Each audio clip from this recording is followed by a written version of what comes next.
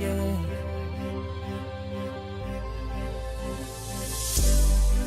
Matagal ko nang pinarasal na makasama ka ng matagal sa habang buhay ni nanais. Iaalay ang pagmamahal pati dugo at pawi.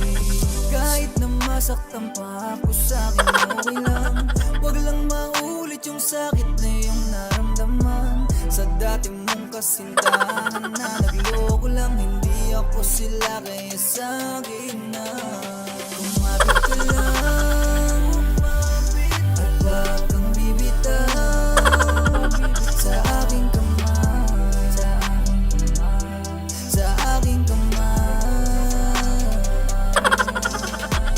Kumapit ka lang at wag kang bibitaw sa aking kamay,